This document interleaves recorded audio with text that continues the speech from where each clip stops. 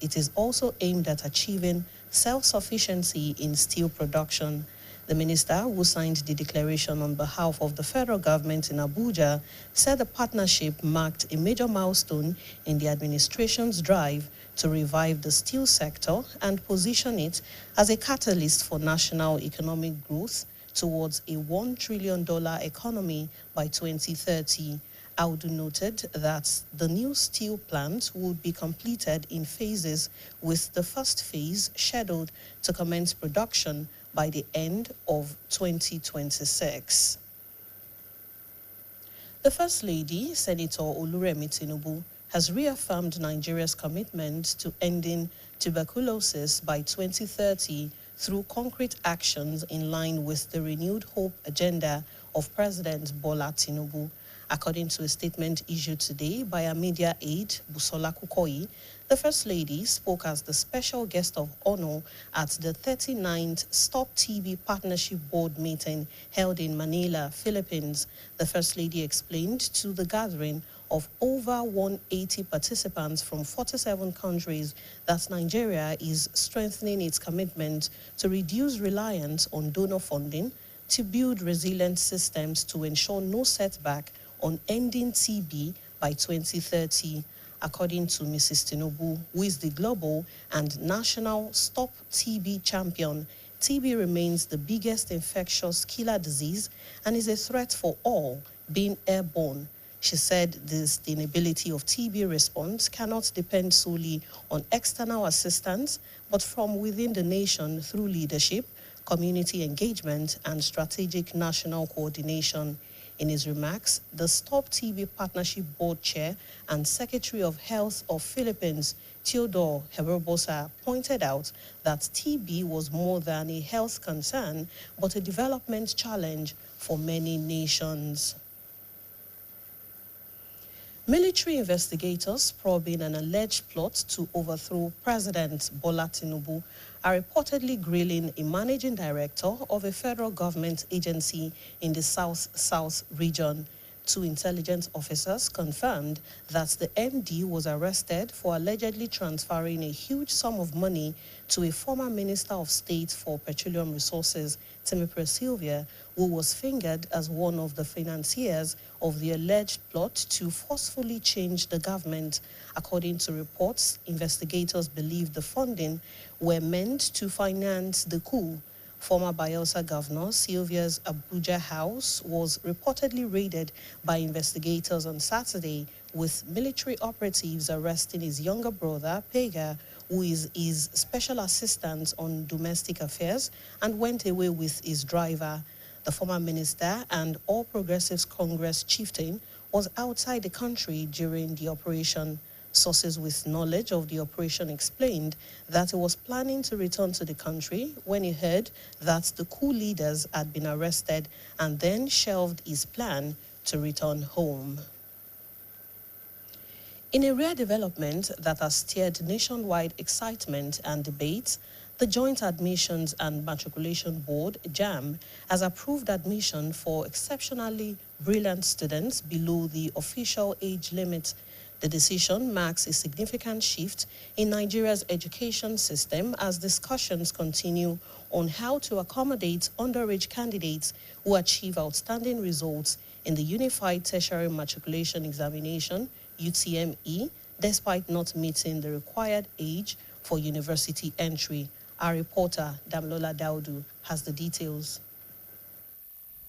The Joint Admissions and Matriculation Board, JAMB, has addressed the public concern surrounding the admission of underage but exceptionally brilliant students into Nigerian universities, reaffirming that while it celebrates academic excellence, the existing minimum admission age of 16 years remains in effect.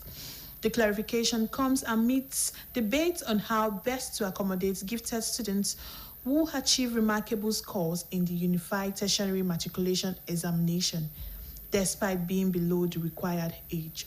The new update followed a recent case in which a 12-year-old student scored impressively high in the 2025 UTME, sparking nationwide conversations about whether age should remain a strict barrier to university education for gifted children. According to the board, the minimum age for admission remains 16 years, a standard set to ensure that students possess the requisite emotional and academic maturity to cope with rigors of higher education.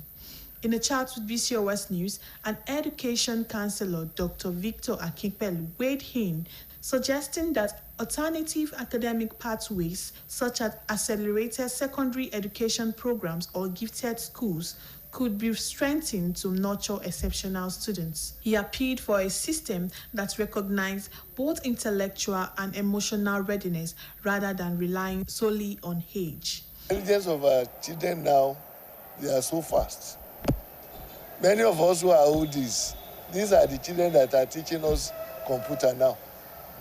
You cannot hide anything from these students. So it's like putting them down by not offering them admission.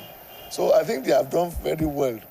I don't know the exact number, but they have been promised that they will be given admission.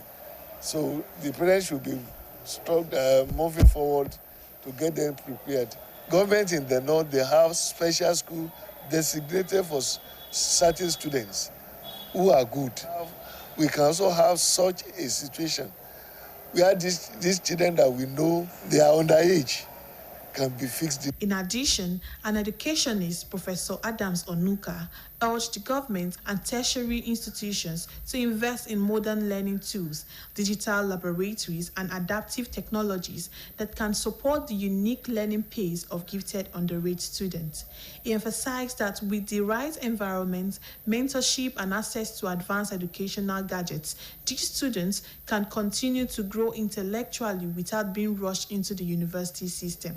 When they are in the class, they are ahead of their peers in learning. Because before you say two, they have grasped it. That is the point. The point is that they are exceptional. So whatever you have, wherever you put them, they will remain exceptional. They need some environment, special environment.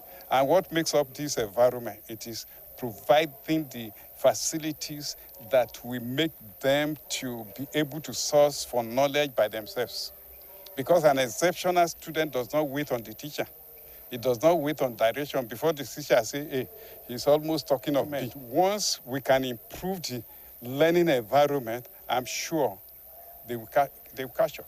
Education stakeholders have described JAMB's decision as both progressive and challenging, urging the board and the government to ensure proper monitoring and guidance for the underage students as they begin their academic journey.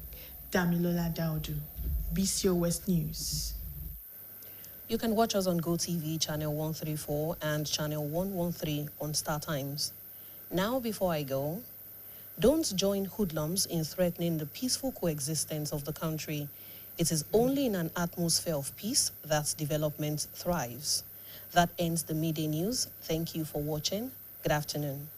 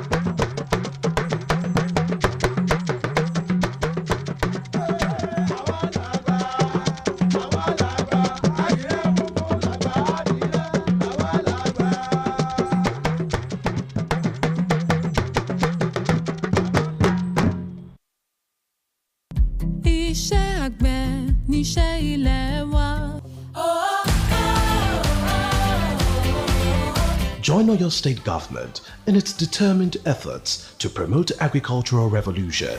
Support the government to guarantee food sufficiency, job creation, improved revenue generation, economic diversification, and industrial growth through the agricultural value chain. Let's go back to the land, cultivate the land, plant food crops, fruits and vegetables, engage in livestock farming, embrace the agricultural value chain through agro-business practices. Let's help ourselves to guarantee food security, arrest inflation, and reduce cost of living. Together, it is possible. Powered by BCOS.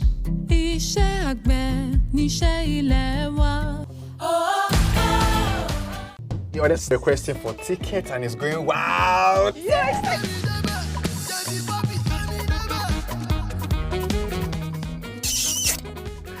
Now you resemble your father. In that case, I want a special order.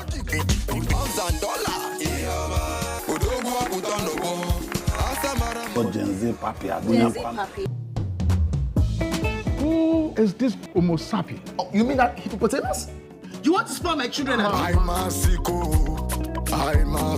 You're welcome to the biggest fight of the century. My name is Iroyin and I'll be your commentator for this match. Papi! I'll record a song for you. Can you even read or write? Not be wrong guess, you be. This na my real face. No! Start singing for me. You and I will be as one.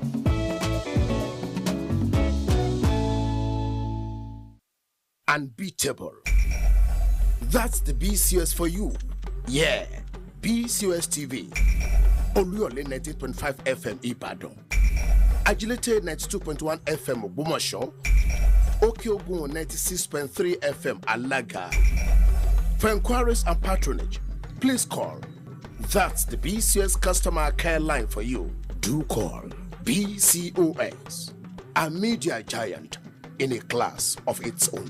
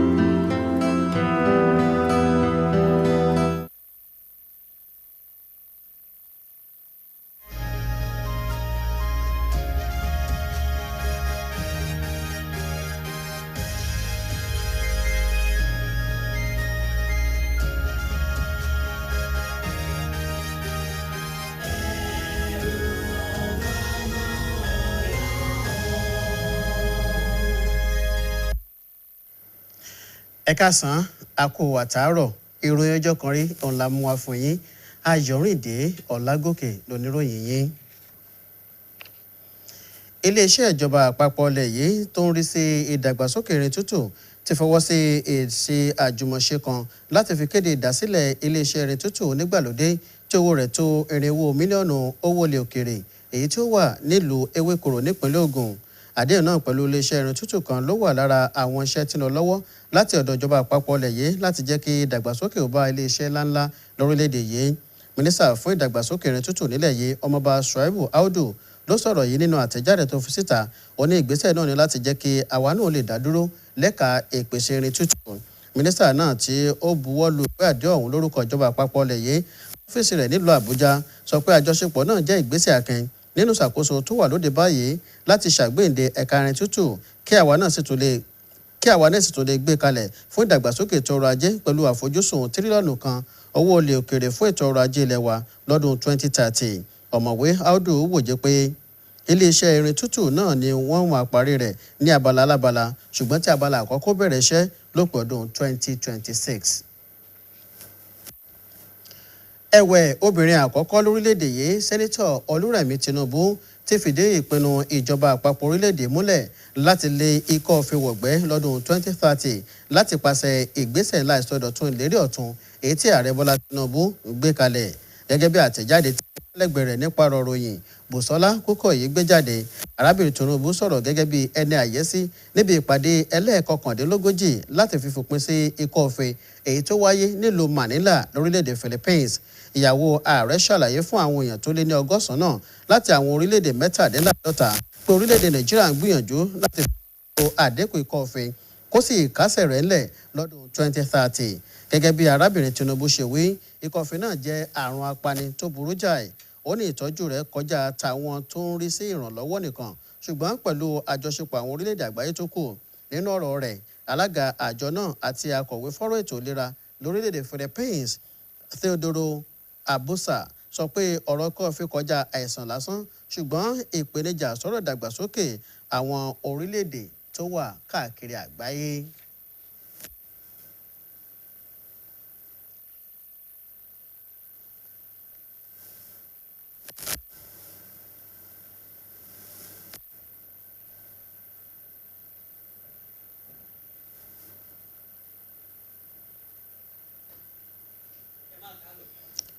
Àwọn olùwádìí níléeṣẹ́ ológun tí wọ́n wádìí iṣẹ́ ẹ̀sùn ìdìtẹ̀gbàjọba kúrò lọ́wọ́ ààrẹ Bọ́lá Tinubu ni a gbọ́ pé wọ́n ti ń tanná ìwádìí ọ̀gá àgbà iléeṣẹ́ ìjọba àpapọ̀ kan lẹ́kùn àjìndó gúúsù lẹ̀ yìí.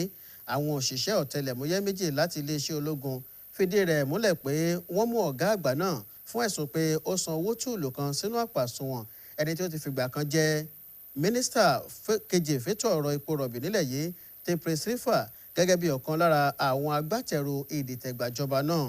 Àwọn olùwádìí náà nígbàgbọ́ pé owó náà ni wọ́n fẹ́ fi gbọ́ bùkátà ìdìtẹ̀gbàjọba ọ̀hún. Gómìnà tẹ́lẹ̀ ní ìpínlẹ̀ Bayelsa náà Tepres Rifa ni wọ́n gbọ́n ilé rẹ̀ jẹ́bẹ́jẹ́bẹ́ nílùú Àbújá lọ́jọ́ àbámẹ́ta ọ̀sẹ̀ tí ó kọjá níbi tí àwọn ológun ti mú àbúrò rẹ̀ kan Paga tó tún jẹ́ amúgbálẹ́gbẹ̀ẹ́ rẹ̀ lórí ọ̀rọ̀ abẹ́lé pẹ̀lú awakọ̀ rẹ̀. Mínísítà tẹ́lẹ̀ náà ló tún jẹ́ di mímọ̀ pé bó ṣe jẹ́ ògúnnágbòǹgbò ọmọ ẹgbẹ́ òṣèlú APC ní òsè lórílẹ̀‐èdè yìí lásìkò tí ìṣẹ̀lẹ̀ náà ṣẹlẹ̀ ṣùgbọ́n iṣẹ́ ìwádìí fìdí rẹ̀ múlẹ̀ pé ó ti ń gbèrò láti padà sórílẹ̀‐èdè yìí kí ìṣẹ̀lẹ̀ náà tó wáyé tí ó sì mú kó tún tẹsẹ̀ dúró díẹ̀ nílé òkèrè tó wà. Nínú ìgbésẹ̀ tí ó ṣàròtọ̀ èyí tí ó fi mú kí inú àwọn èèyàn máa dùn káàkiri orílẹ̀‐èdè Nàìjíríà bẹ́ẹ̀ ni àwọn ètò ti ń jíròrò lórí rẹ̀. Àjọ tó ń ṣètò ìdánwò àṣewọlé ẹ̀kọ́ gíga lórílẹ̀‐èdè yìí tá a mọ̀ sí JAMB ti fọwọ́ sí ètò ìgbaniwọlé fún àwọn akẹ́kọ̀ọ́ tí wọ́n bá fakọyọ jùlọ ṣùgbọ́n tí wọ́n kéré lọ́jọ́ orí sí èyí tí àjọ náà gbé kalẹ̀. Ìgbésẹ̀ náà ló ń sàmì ọ̀tun nínú ètò ẹ̀kọ́ orílẹ̀‐èdè Nàìjíríà pẹ̀lú bí ìjíròrò ṣe ń lọ lórí ọ̀nà tí wọ́n gbà lè máa gba àwọn akẹ́kọ̀ọ́ tí ọjọ́ orí wọn bá kéré sí gbèdéke èyí tí àjọ JAMB gbé kalẹ̀ ṣùgbọ́n tí wọ́n ṣe dáadáa nínú ìdánwò àṣewọlé ilé ẹ̀kọ́ gíga tí ó jẹ́ ti àjọ JAMB. Akọ̀ròyìn iléeṣẹ́ wa Dámilọ́lá Dáúdù ṣe àkójọpọ̀ ìròyìn yìí ohun tó ń bọ̀ rèé ẹ bá mi ká lọ. Àjọ tó ń ṣètò ìdánwò àṣewọlé ẹ̀kọ́ gíga nílẹ̀ yìí ti gbé ìgbésẹ̀ nípa ọ̀rọ̀ tí ó ń kọ àwọn èèyàn lóminú nípa àwọn tọ́jú orí wọn kéré ṣùgbọ́n tí wọ́n ṣe dáadáa nínú ìdánwò àṣewọlé ẹ̀kọ́ gíga lórílẹ̀‐èdè yìí nígbà tó fìdí rẹ̀ múlẹ̀ pé àwọn ọmọ rírì àwọn tí ó bá ṣe dáadáa lẹ́nu ẹ̀kọ́ wọn. Bákan náà ni ó tún fìdí rẹ̀ múlẹ̀ pé gbèdéke ọdún 16 láti wọlé ẹ̀kọ́ gíga nílẹ̀ yìí sì wà digbí. àlàyé yìí ló wáyé pẹ̀lú bí àwọn èèyàn ṣe ń kọminú tí wọ́n sì ń jíròrò lórí ọ̀nà tí wọ́n gbà fi gbọ́rọ̀ àwọn akẹ́kọ̀ọ́ tó ṣe dáadáa nínú ìdánwò àṣewọlé ẹ̀kọ́ gíga bí ó tilẹ̀ jẹ́ pé wọn ò tí ì tó ọjọ́ orí tí wọ́n là kalẹ̀ láti wọlé ẹ̀kọ́ gíga nílẹ̀ yìí. Ìgbésẹ̀ tuntun yìí ló wáyé lẹ́yìn tí akẹ́kọ̀ọ́ ọmọ ọdún 12 kan gba máàkì tí ó pọ̀ nínú ìdánwò àṣewọlé ẹ̀kọ́ gíga tọdún yìí tí ó sì mú kí àwọn èèyàn máa gba ọ̀rọ̀ náà bí ẹni gbàgbọ́ tí wọ́n sì dúró lórí ìpinnu gbèdéke ọjọ́ orí èyí tí wọ́n là kalẹ̀ láti fi wọlé ẹ̀kọ́ gíga tàbí wọ́n gbà láti jẹ́ kí akẹ́kọ̀ọ́ náà wọlé ẹ̀kọ́ gíga lọ́dún yìí. Gẹ́gẹ́ bí àjọ náà ṣe là á kalẹ̀, ọjọ́ orí tí ó kéré jù fún àwọn akẹ́kọ̀ọ́ láti wọlé ẹ̀kọ́ gíga lórílẹ̀‐èdè Nàìjíríà jẹ́ ọdún 16. Ìlànà tí wọ́n gbé kalẹ̀ láti lè jẹ́ kí àwọn akẹ́kọ̀ọ́ náà ní gbogbo àwọn nǹkan àmúyẹ láti fi lè kojú àwọn ìpèníjà tí ó bá dojúkọ wọn lẹ́nu ẹ̀kọ́ wọn. Nínú ìfọ̀rọ̀wérọ̀ pẹ̀lú akọ̀ròyìn iléeṣẹ́ wa BCOS, olùdánímọ̀ràn kan nípa ọ̀rọ̀ ètò ẹ̀kọ́ ọ̀mọ̀wé Victor Akínpẹ̀lú dábàá kí ọ̀nà àbáyọ mìíràn wà fún ìlànà ètò ẹ̀kọ́, fún àpẹẹrẹ kí ètò ẹ̀kọ́ girama tí yóò wà fún àwọn akẹ́kọ̀ọ́ tí ó bá ní ẹ̀bùn ìwé tí ó tayọ tàwọn akẹgbẹ́ wọn wà, tàbí kí àwọn ilé ẹ̀kọ́ kan wà tí yóò máa rí àwọn akẹ́kọ̀ọ́ tí wọ́n bá ní ẹ̀bùn ẹ̀kọ́ tó jẹ́ tàtọ̀run wá. Ó pàrọwà kí ìlànà ètò ẹ̀kọ́ kan wà tí yóò máa mójútó àwọn akẹ́kọ̀ọ́ tí wọ́n bá tayọ àwọn akẹgbẹ́ wọn àti àwọn tí wọ́n bá wà láti kẹ́kọ̀ọ́ dípò kí wọ́n máa dúró fún ọjọ́ orí èyí tí wọ́n ti là kalẹ̀ láti wọlé ẹ̀kọ́ gíga. Lẹ́nu ọjọ́ mẹ́ta yìí ni ọmọ Nàìjíríà kan ojú ọmọ ọdún 14 lọ tó gba ẹ̀kọ́ doctorate degree ní Amẹ́ríkà. Tí wọn ò bá dá wọn dúró níbẹ̀ yẹn kí làwọn náà fẹ́ máa dá wọn dúró ní síbi. Ọ̀pọ̀lọpọ̀ àwọn lọ́màwé ju éèjì wọn lọ. So a gbọ́dọ̀ múra ká ràn wọ́n lọ́wọ́ ni, kì í ṣe pé ká dá wọn dúró nítorí pé wọn ò pọ́jọ́ orí. Ọmọdé kan wà ọmọ ọdún 21 ló ti gba oyè àwọn akẹ́kọ̀ọ́ oníṣègùn. Nígbà tí èpè 25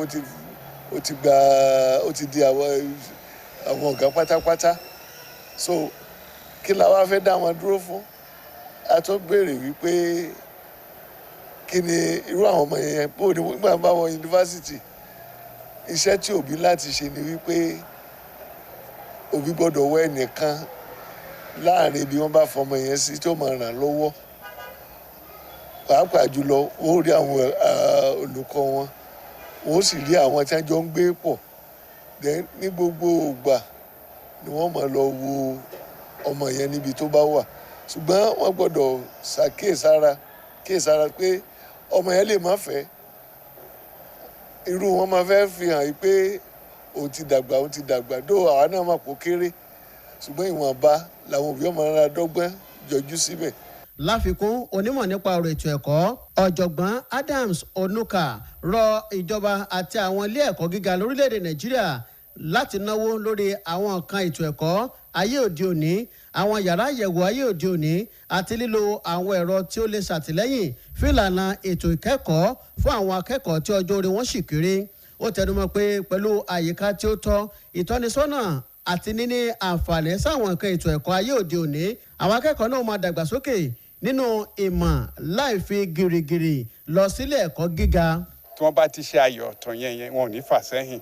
A ti rí ní ìlú òyìnbó àwọn tí ó jẹ́ pé wọn ò pé 14 tí wọ́n ti graduate nítorí pé wọ́n mọ̀ Ọlọ́run ti fún ọ ní ọgbọ́n tó yàtọ̀, ó ti fún ọ ní ìmọ̀ye tó yàtọ̀.